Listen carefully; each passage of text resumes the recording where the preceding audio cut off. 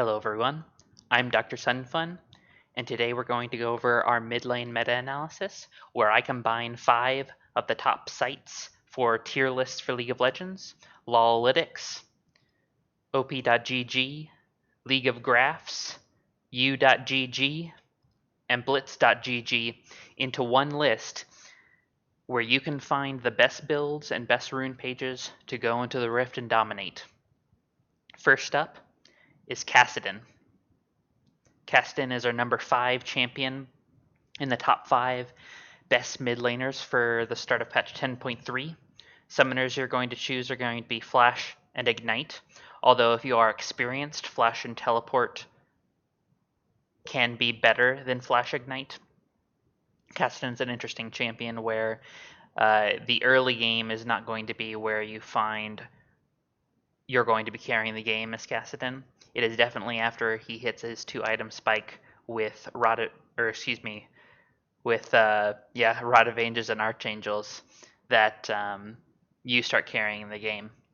Which moves us on to his item path. You're going to start off with Durin's Ring, and instead of moving on to build a first item, you're going to buy Catalyst and then Tear the Goddess before you finish a full item, due to just trying to live out the early game as well as stack your tier in order to transform your Archangels into Seraph's Embrace as soon as possible.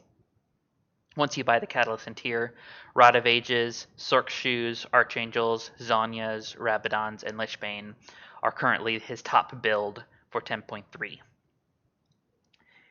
The abilities that you're going to max are first E, then Q, and then W.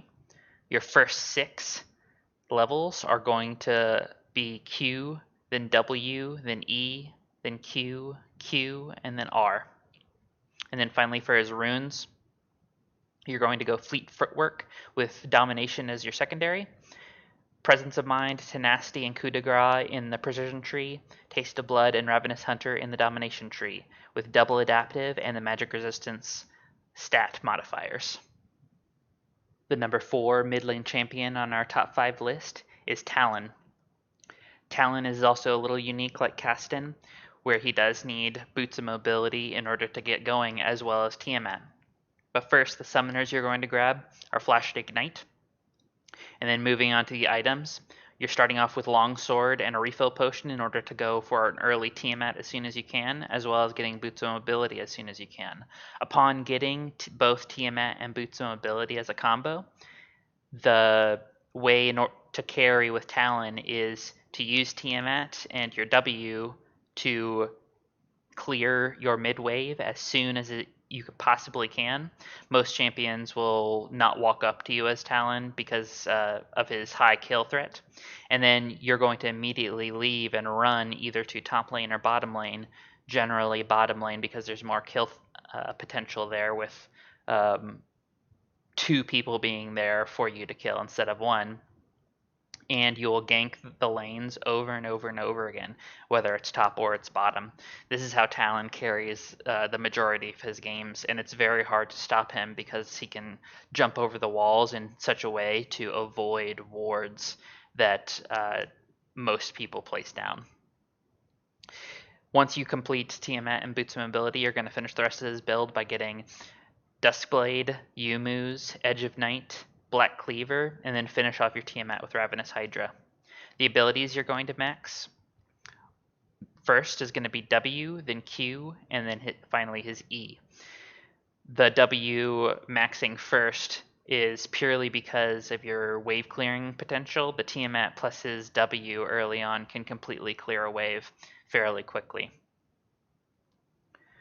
For your first 6, you're going to grab W, then Q, then E, then 2 levels of Q, and then R.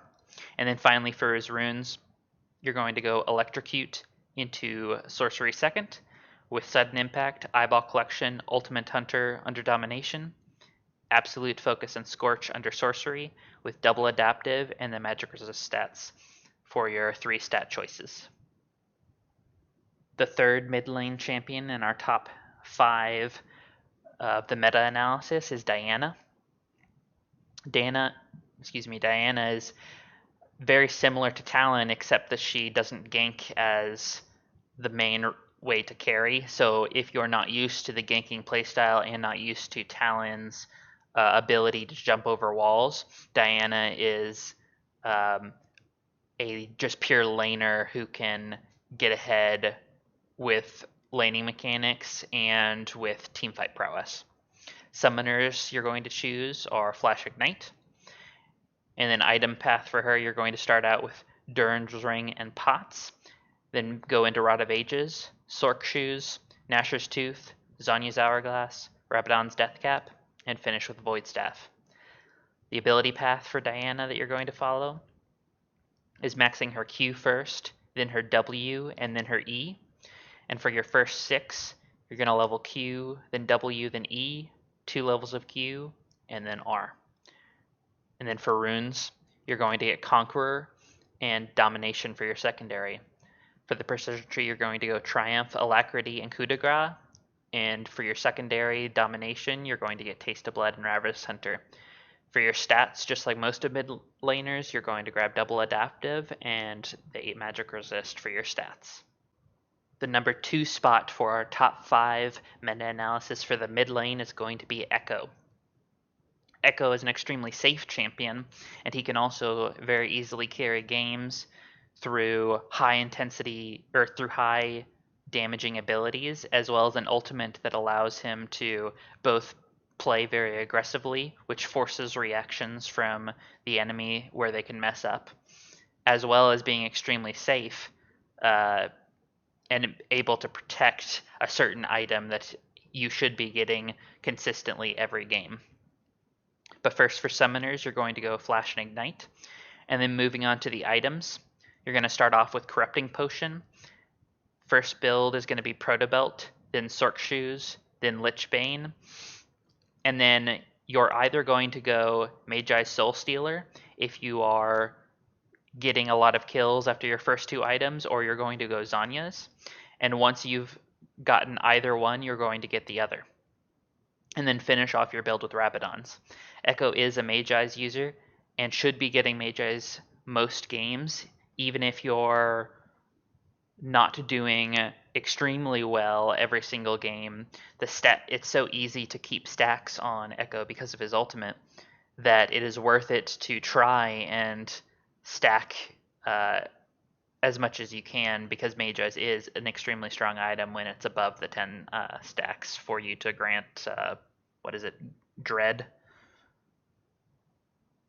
Or no, it's Do or Die.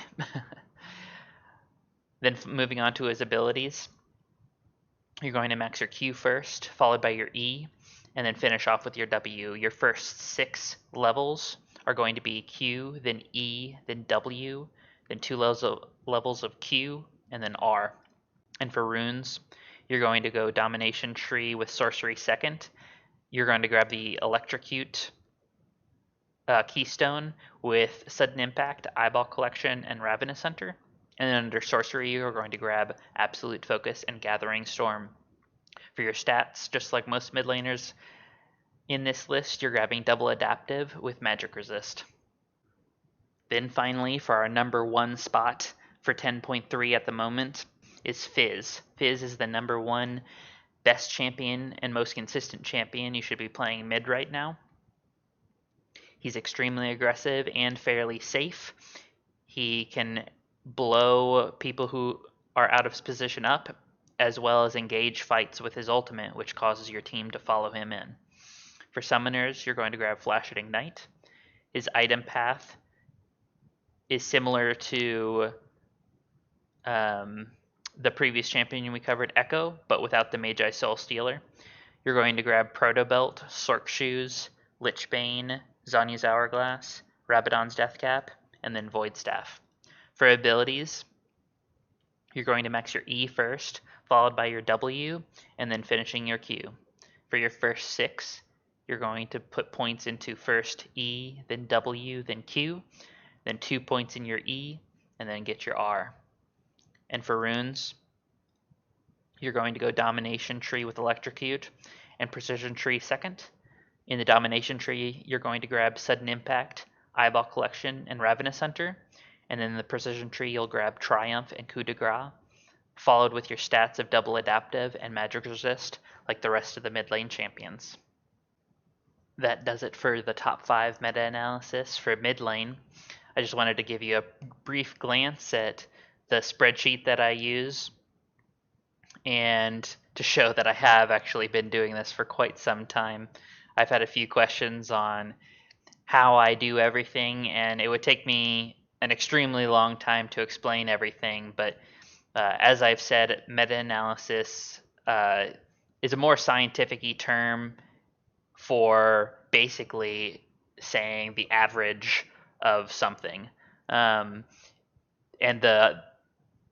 this particular sheet, which is one of many that go into my videos, just shows the ranking of the tier lists, minus League of Grass, which doesn't have a tier list, that each site is giving the champion. And I use that as well as other stats to generate my own list from all of theirs. But most of the basis comes from their tier list numbers, just averaged together. Anyways, guys, I will be back tomorrow with an 80 carry top 5 list. I hope you enjoyed the mid lane list, and I'll see you next time.